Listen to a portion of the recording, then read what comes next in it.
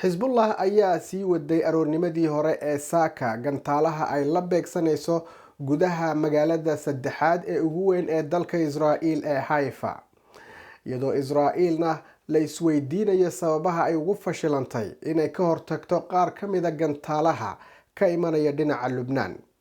Arrimahan ayaa laga yaabaa in ay sii xoojiyaan dagaalka ay Israa'iil doonayso in dhinaca dhulka Lubnaan ay ku qaado. waxaana dhammaan arrimahani ay kusoo beegmayaan sanad guuradii koobaad ee kasoo wareegtay markii Xamaas ay weerareen gudaha Israa'iil iyo sidoo kale duulaanka Israa'iil ee Gaza oo ay ku dhinteen dad ka badan 40,000 oo qof oo rayid ah. ururka xisbullah oo xulfo la ah Xamaas oo dagaal ba'an kula jira Israa'iil ayaa sheegay in ay gantaalada loo yaqaan Fadi 1 la beegsadeen saldhig military oo ku yaala koonfurta Haifa, sidoo kalena ay weerar kale ku qaadeen Tiberias oo ilaa 65 kilomitir u jirta magaalada. colaadda faraha kasii baxaysa ayaa kor u qaaday walwalka laga qabo in Mareykanka oo ah saaxiibka koobaad ee Israa'iil iyo Iiraan in ay isfara saaraan oo ay ku dhex milmaan dagaal ballaaran oo ka dhaca bariga dhexe. booliiska Israa'iil waxa ay xaqiijiyeen in gantaalaha ka imanaya Lubnaan ay ku soo dhaceen magaalada Haifa, iyadoo warbaahinta gudaha Israa'iilna ay sheegtay in ugu yaraan 10 qof oo rayid ah ay ku dhaawacmeen gantaalahaas. su'aalo badan ayaana la iska weydiinayaa fashilka ku yimid nidaamka ka hortagga gantaalaha ee Israa'iil. Israa'iil waxa ay sheegtay in 15 gantaal oo kale lagu soo riday gudaha Tiberias oo ku taalla waqooyiga Jaliil ee Israa'iil, kuwaas oo qaarkood la soo riday. warbaahinta Israa'iil waxa ay sheegtay in 5 gantaal oo kale ay ku dhaceen deegaanka Tiberias. booliiska ayaa sheegay in dhismayaal iyo hanti ay waxyeello soo gaartay, waxaana lagu soo waramayaa inay jiraan dhaawacyo fudud, iyadoo dadka qaarkoodna loo qaaday cisbitaalada ku dhow magaalada.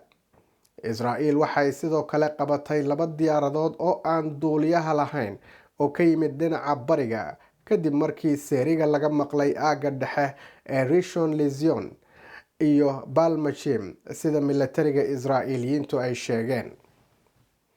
ma aysan bixin wax faahfaahin ah oo dheeraad ah oo ku saabsan halka ay ka timid ama ay ka yimaadeen diyaaradaha aan duuliyaha lahayn xilli la gaaray sanad guuradii koobaad ee kasoo wareegtay dagaalka Gaza. dhinaca kale, Xamaas ayaa waxa ay sheegeen in gantaalo ay ku weerareen magaalada ganacsiga ee Tel Aviv ee dalka Israa'iil. dad badan oo Israa'iiliyiin ah oo niyad-jab ka qaaday guuldarrooyinka amni ee ku xeeran duulaankii Xamaas ee sanad ka hor gudaha Israa'iil ayaa la sheegayaa inay xilligan dib u helayaan kalsoonida ay ku qabaan militariga iyo sirdoonka dalkaas, kadib markii dhowr jeer ay ku guuleysteen bartilmaameedyo ay la beegsadeen mas-uuliyiinta xisbullah gudaha Lubnaan oo ah awoodda loogu cabsida badan yahay bariga dhexe, islamarkaana taageerada xooggan ka hela Iiraan. xaafadaha koonfureed ee magaalada Beirut oo ay dadku ku badan yihiin ayaa waxaa mar kale lagu garaacay duqeymo diyaaradeed xilli habeennimo ah, iyadoo Israa'iil ay kordhisay ololaheeda dhinaca duulaanka hawada oo ay ku qaadayso goobaha ay uga shakisan tahay in xisbullah xarumaheeda ay ku yaalaan. Israa'iil waxa ay ku eedeysay dhaqdhaqaaqa muslimiinta Shiicada ee xisbullah inay si ula kac ah ay u duldegeen dhismayaasha dadka rayidka ah ee bartamaha magaalada Beirut. xisbullah ayaa dhinaceeda beenisay in hub ay ku dhex kaydsanayso dadka rayidka ah. duqeymaha cirka ee Israa'iil ayaa sababay barakaca 1.2 milyan oo qof oo ku nool Lubnaan, iyadoo ololaha duqeymaha ay sii xoogaysanayaan ayaa dad badan waxa ay ka baqayaan in weeraradani ay noqdaan kuwo ku sii bata ama sii xoogaysta gudaha Lubnaan. weligay ma filayn in aan halkan imaanayo, Israel waxa ay ka soo dhammaatay Falastiin, hadda waxa ay rabtaa in ay halkan yimaadaan, ayuu yiri Maxamed Kanso oo u dhashay Lubnaan oo ka mid ah dadka barakacayaasha ah ee ka cararay duqeymaha iyo weerarada Israel ee Lubnaan. Waxa uu sheegay in uu 10 maalmood ku hurday dariiqyada kadib markii ay soo barakiciyeen weerarada dhinaca militariga ee Israel oo aanu haysan xilligan lacag caddaan ah oo uu dawo ku iibsado isaga iyo wiil uu dhalay. Xisbullah ayaa bilowday in ay gantaalo ku garaacdo Israel Oktoobar 8 sanadkii 2023 iyagoo oo sheegay in ay isgarab taag u muujinayaan Xamaas kadib hal sano oo ay isweydaarsanayeen rasaas iyo hub dhinaca xuduudaha. Waxaa hadda muuqata in dagaalku uu ku sii baahayo meelo kala duwan oo gudaha Lubnaan ah. Israel ayaa duulaan dhinaca dhulka ah waxa ay ku qaaday koonfurta Lubnaan, taasoo ay Xisbullah sheegtay in ay iska caabiyeen.